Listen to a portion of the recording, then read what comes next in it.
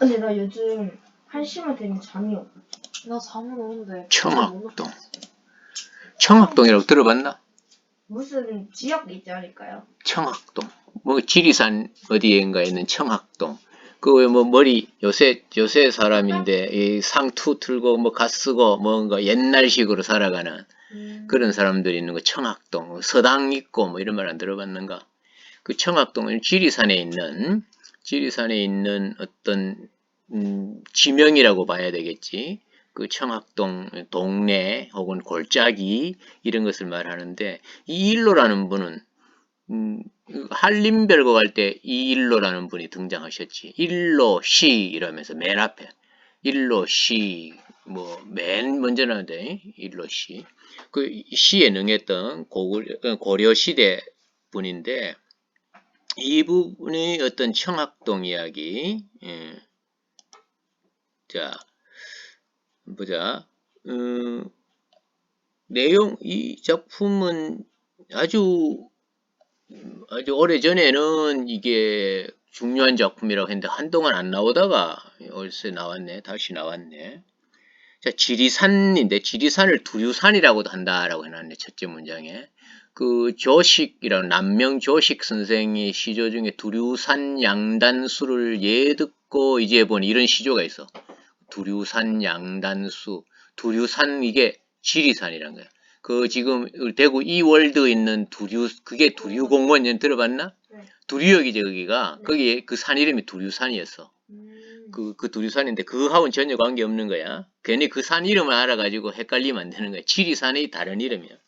자, 북쪽으로 백두산으로부터 일어나서 북쪽에 백두산으로부터 그 맥이 쭉 이어져 내려오는 거로 보는 거야. 그 봉우리와 골짜기가 이어져서 대방군에 이르러서야 수천리를 서리고 얽혀서 그 테두리는 무려 10여 거울에 뻗치었기에 달포를 돌아다녀야 대강살피수 산이 그만큼 커서 한 달포, 한 달 남짓, 한 달 뭐 이상 이렇게 다녀야만 그 지리산을 골고루 볼 수 있다라는 거야. 그런데 옛 노인들이 전하는 바로는 옛 노인들 이야기를 하니까 이분이 벌써 한 700년 전쯤 사람인데 이 사람이 700년 전의 사람이 또 옛 노인 이야기를 하고 있네. 정말 오래된 놈이네. 자, 바로는 그 속에 그 산에 말이야. 청학동이 있는데 그래서 제목이 청학동이라고 붙여놓은 거지. 청학동이 있는데 그 길이 매우 협착하여. 자, 이때 협착이 무슨 뜻일 것 같아 느낌상. 청학동이 산 속에 있는데 그 길이 어떻겠다. 아주 좁겠다 이 말이겠지. 겨우 사람이 다닐 수 있고 몸을 구부리고 수십 리를 갔어야 허광한 경치가 허광한 빌허자에다가 이 광자 우리가 광야 확 트여 있단 말이에요. 확 트인 곳 트인 공간 그런 경지가 전개된다. 아주 깊은데 차 들어가면은 좁은 길로 하고 막 고개 속에 들어가면 그 안에 가면 이렇게 텅 빈 이제 널찍한 공간이 나타난다 말이겠지. 거기에 모두 양전 옥토가 널려서 좋은 밭, 기름진 땅 거기 가면 좋은 데가 있는가 봐. 널려서 곡식을 심기 알맞으며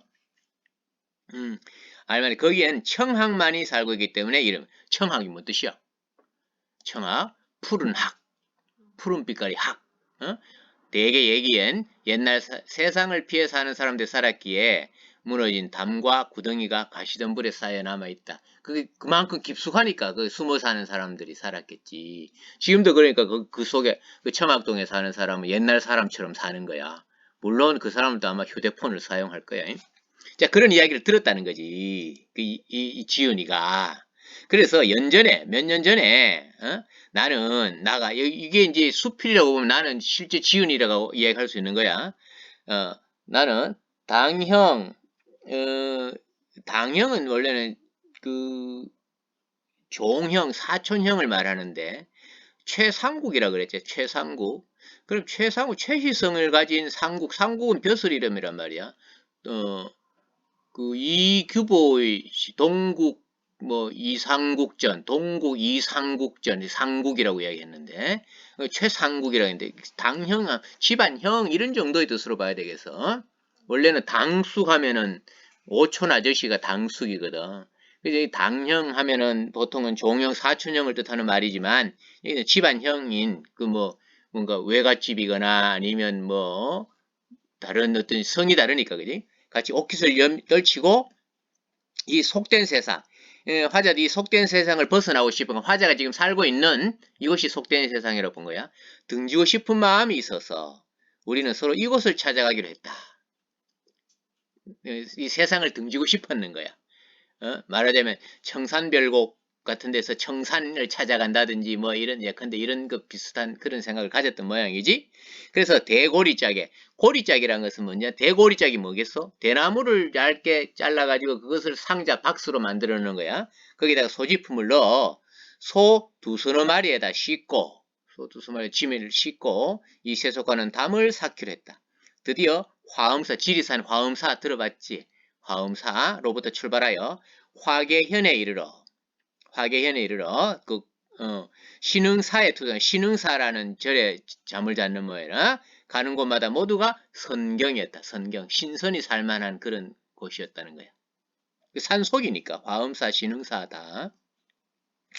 자, 천암은 경수하고 천암 수많은 바위들, 그것들이 경수, 빼어남을 서로 다투고 서로 잘난 것 같이 막 다투고 있다는 거야.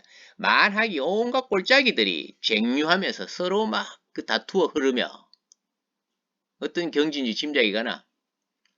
바위들이 막 서로 빼어남을 다투고 있고, 그러니까 아름다운 경치라는 거예요. 온갖 꼴짜기들이 막 물이 흘러가는데 서로 막 다투면서 흘러간다는 거지.